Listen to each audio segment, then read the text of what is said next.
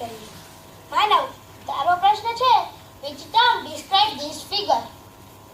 Option દિખાય જાય. Let's check. Well done, your answer is right. Your question is right. Option D.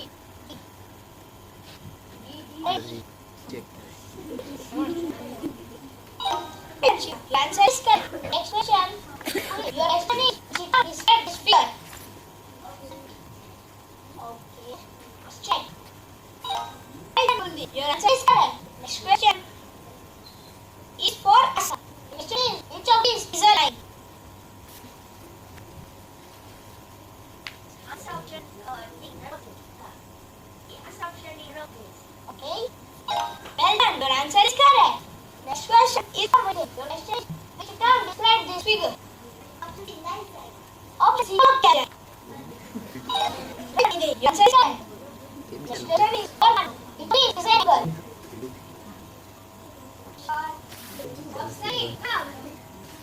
Okay. Oh no, wrong. Vijay jawab nahi sakse. Option D. Okay, let's check. Yes, your answer is right. This is the section of our page. I check. Put it mine. Describe this figure. Okay, okay, let's check. Oh no, your answer is wrong. I will.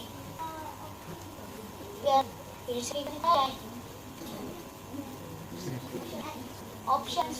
Here I have some. Okay, let's check. Your answer is correct. I am very quick with it.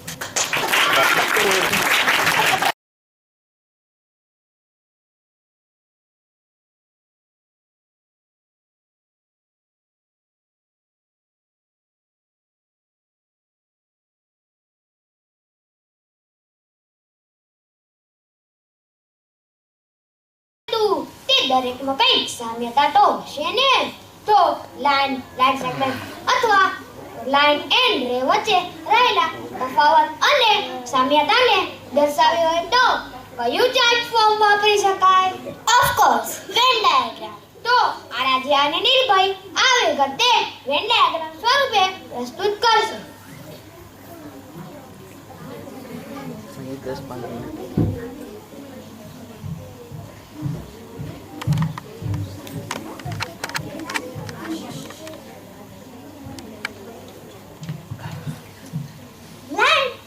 Line સેગમેન્ટના Venn diagram માટે પહેલા બંને વચ્ચેનો તફાવત જોઈએ. પહેલા લાઈનને ગુજરાતીમાં રેખા કહેવાય છે. Line is connected set of points cannot be measured. In fact, both sides no starting points or no ending points. For example, line AB. Line AB ને line BA પણ કહેવાય છે.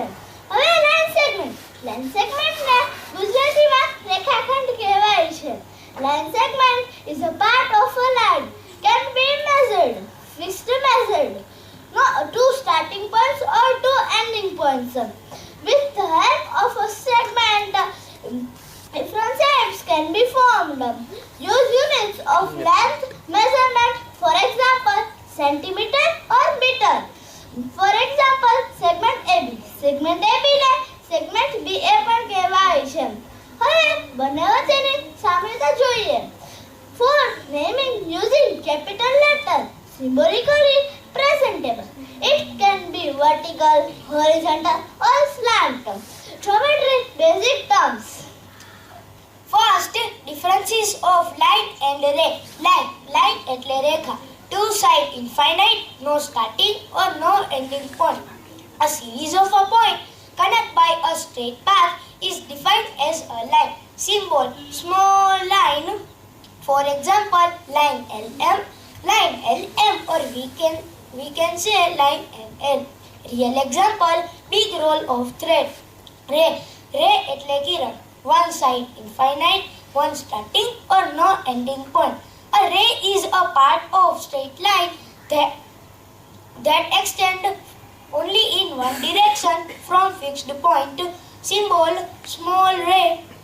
For example, ray LM, or we cannot say ray ML. Real example, ray of sun. Now similarities between both. Infinite length, capital letters, it can be vertical, horizontal or slant. Geometry basic terms, symbolically presentable.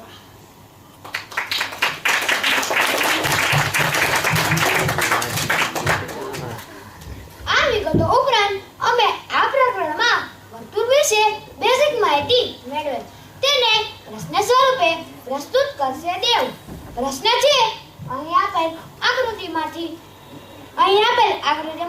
સર્કલના parts ઓળખો તેમજ દરેક પાર્ટ્સની detail તમારા શબ્દોમાં વર્ણવો.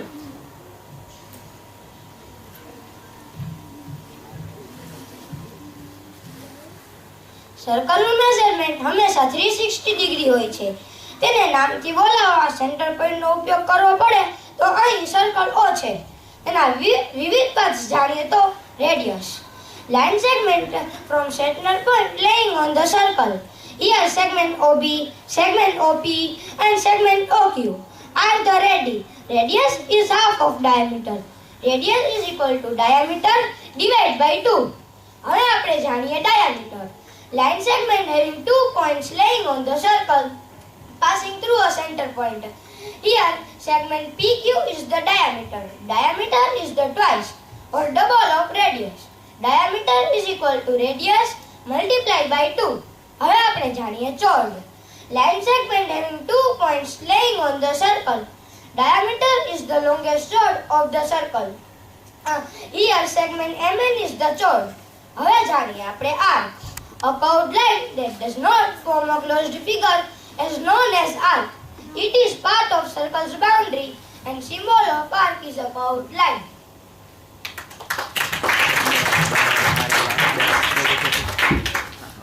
અરે વાહ, આજે તો આ પ્રકરણમાં શીખેલ દરેક વિગતને ગ્રુપમાં રિવાઇઝ કરવાની મજા આવી ગઈ. એમને પણ તો તને એ પણ યાદ હશે ને કે આખા પાઠની સમરી દર્શાવી પણ ખૂબ જરૂરી. હા હો, તે પણ ખૂબ જરૂરી. આખા પાઠનો એક ચિત્ર એટલે પૂર્ણ ચિત્ર રજૂ થાય તો તે વિગત વધારે સમય સુધી યાદ રહે. તો હવે યથાર્થ પોતાની પ્રોડક્ટ રજૂ કરશે, જેનો પ્રશ્ન છે do summary of all chapter geometry using flow chart.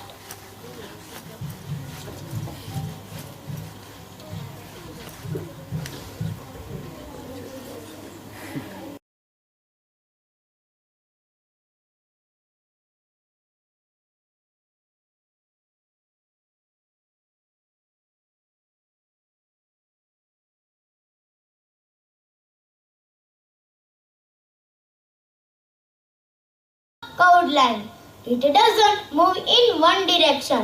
For example,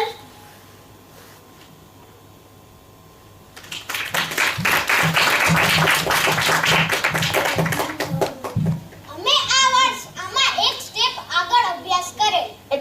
એટલે તેમાં વળી શું આગળ? હજુ પણ આ ફ્લોચાર્ટ બતાવેલા પ્રકાર પછી હા, કંઈક એવું જ પણ વધારે ડિટેલમાં. જેમ કે જો અહીં મેં શું કર્યું? પોઈન્ટ, ટપકું, બિંદુ. બરાબર. આવા ઘણા બધા ટપકા જોડાઈને એક સીધી લીટી દોરવામાં આવે છે. પરંતુ તેમાંથી અમુક પોઈન્ટ્સને હાઇલાઇટ કરવા માટે શું કરવું પડે? જો અહીં હું શું કરું છું? તે અહીં 2 પોઈન્ટના નામ લખ્યા છે. હા, પણ અલગ કેપિટલ લેટર્સ દ્વારા તમે તેને હાઇલાઇટ કરી શકો અને તેના નામથી જ તેને બોલાવી શકાય, જેમ કે પોઈન્ટ A, પોઈન્ટ B. સમજ પડી? હા, પણ આમાં નવીન શું? તેના માટે તારે હજુ હું અહીં કંઈક ડ્રો કરીશ. તેના આધારે તારે મને ઓળખી બતાવવાનું છે કે બધામાં શું ફેર છે અને શી સામ્યતા છે. બોલ, તું બતાવી શકીશ? આ ત્રણેય આકૃતિમાં શું ફેર છે?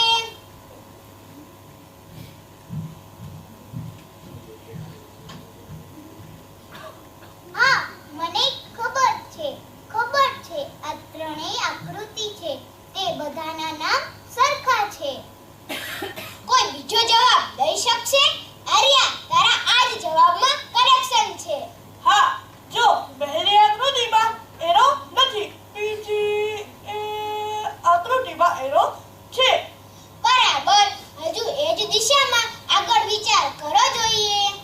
બીજી માં બંને બાજુ એરો છે, જ્યારે ત્રીજી માં એક જ બાજુ એરો છે. તો તે એરો શું સૂચવે છે? શરૂઆત અને અંત. કઈ રીતે? જો ત્રીજી આકૃતિમાં P થી ચાલવાનું શરૂ કરીએ તો Q તરફ જઈ શકાય છે, જ્યારે બીજી આકૃતિમાં બંને બાજુ જઈ શકાય છે. પણ શરૂ ક્યાંથી કરવું? બરાબર. હજુ એ જ દિશામાં આગળ વિચાર કરે જોઈએ. હા, જો પહેલી આકૃતિમાં એરો નથી. એરો આપણને તે સૂચવે છે કે જેટલું આગળ જવું હોય તેટલું આગળ જવાની છું. એટલે કે જેટલું આગળ ખેંચવું હોય તેટલું આગળ ખેંચી શકાશે.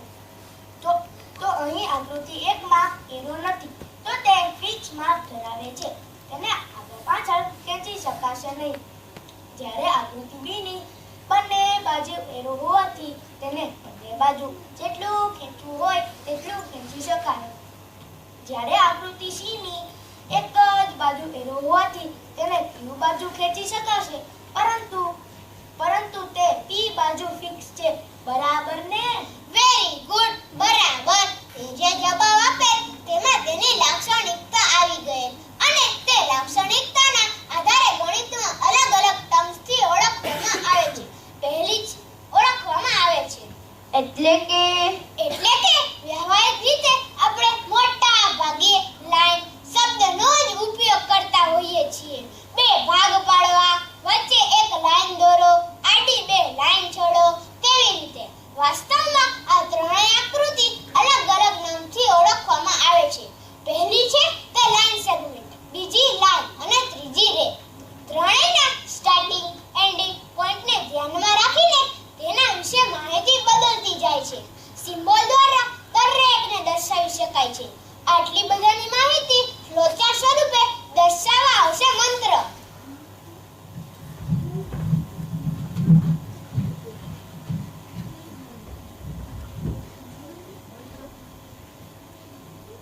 જ્યોમેટ્રીને ગુજરાતીમાં કહેવાય છે ભૂમિતિ. આજે હું જ્યોમેટ્રીના 4 પાર્ટ્સના વિષયમાં વાત કરીશ. પહેલો પાર્ટ તે છે પોઈન્ટ. પોઈન્ટને ગુજરાતીમાં કહેવાય છે બિંદુ. આનો સિમ્બોલ છે એક નાનો ડોટ. આપણે આને પોઈન્ટ, ડોટ અને ગુજરાતીમાં બિંદુ કહેવાય છે. Use only capital letters for giving names. For example, point P. Point does not have any height, length, shape or size. Next is line segment. Line સેગમેન્ટને ગુજરાતીમાં કહેવાય છે રેખાખંડ. આમાં એક લાઈન તો નહીં પણ એનો એક ટુકડો હોય છે. આની પાસે 2 સ્ટાર્ટિંગ પોઈન્ટ્સ અને 2 એન્ડિંગ પોઈન્ટ્સ હોય છે. For example, line segment QP or line segment PQ. Line segment can be measured. Next is line. Line ને ગુજરાતીમાં કહેવાય છે રેખા. Lines, a series of points connected by a straight path is defined as a line.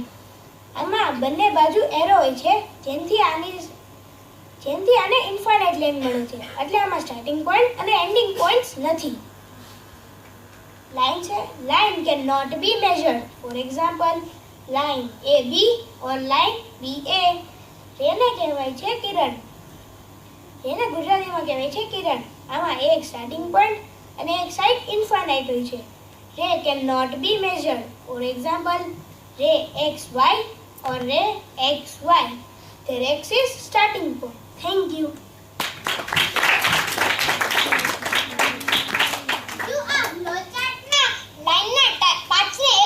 કરી શકાશે લાઈનના types મુજબ? હા, કરી શકાશે. તો લાઈનના વિવિધ પ્રકારને ફ્લોચાર્ટ સ્વરૂપે દર્શાવતો પ્રશ્ન રજૂ કરશે માનવ.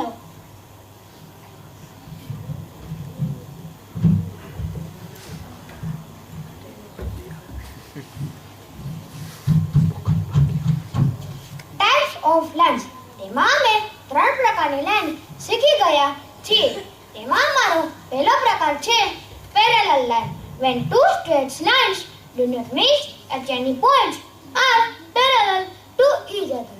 Here, line CD and line AB are parallel to each other.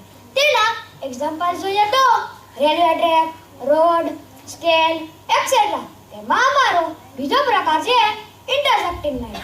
When two lines meet or intersect at any point are called intersecting line. Here line CD and line AB are intersecting to each other. તેના example જોઈએ તો cross, alphabet A, scissor et cetera. તેમાં અમારો ત્રીજો પ્રકાર છે perpendicular line. When a line meet or intersect at an angle of 90 degree, they are perpendicular to each other. Then here ray CD and ray AB are perpendicular to each other. તેના example જોઈએ તો plus sign, window design et cetera.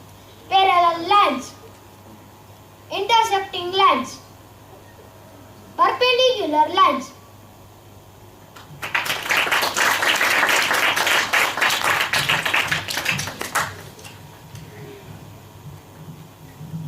ઓહો, આ બધી વાતોમાં મોટા ભાગની basic બાબતો આવી ગઈ. પરંતુ શું તું તેને બદલી શકે? મતલબ એમ કે અહીં આપેલ આકૃતિમાંથી મળતી લાઈન સેગમેન્ટ અથવા તેને શોધી નામ સાથે દર્શાવી હોત તો જો હું ટ્રાય કરું. પહેલા તો બધા પોઈન્ટ્સ આવરી લો. Point A, point B, point C, point E, point F. Point F દર્શાવેલ છે વિવિધ પોઈન્ટ્સથી બનતા અને મળતા line segment. Segment BC, segment BD, segment CD. અને રેની વાત કરીએ તો રે BA, રે CA, રે BF, રે CE, રે DF, રે DE. આ ફિગરમાં એક પણ લાઈન જોવા મળતી નથી. હા હો, આવી જ ગેમ મેં એક વખત મારા દીદીના ઘરે રમેલી. ગેમ તો ન કહી શકાય, પણ તેને ક્વિઝની જેમ કરવામાં મજા આવેલ.